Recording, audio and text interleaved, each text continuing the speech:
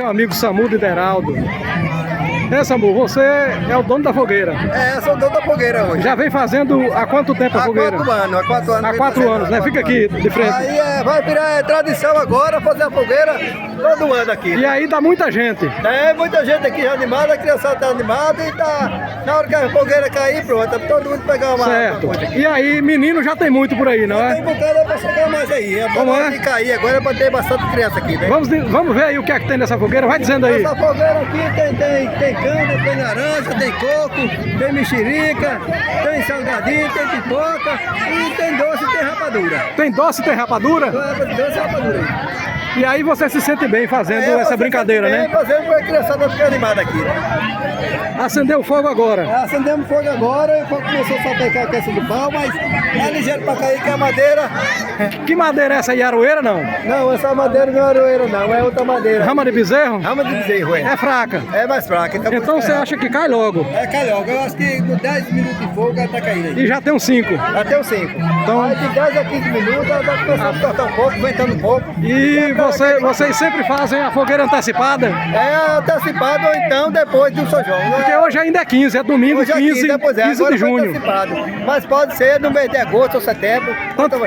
Não tem data certa não? Não tem data certa, é no ano. E neste ano de 2025 está antecipando para hoje, domingo 15, né? 2025 é antecipado para hoje, né? Porque o dia de São João mesmo é dia 24. É dia 24. Tá bom, Samu, obrigado. Alô, obrigado. Vamos ver aí, o negócio cair agora.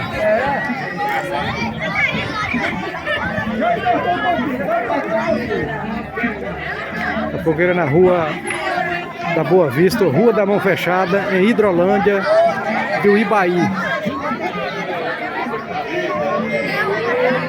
Tá sortida a fogueira. É de frente à casa de Deraldo Irineu Machado. Olha o pessoal aí. Muita gente. É para criança, a fogueira aqui é para criança.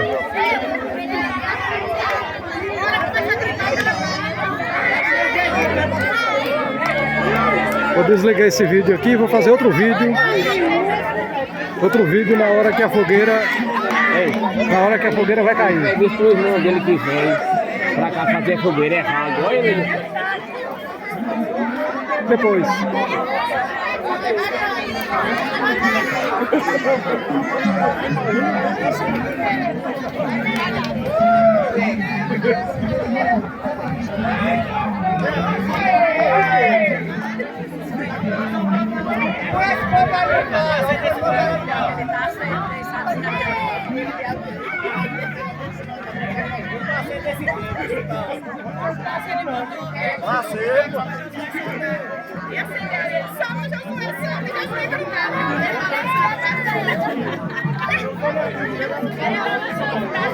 Só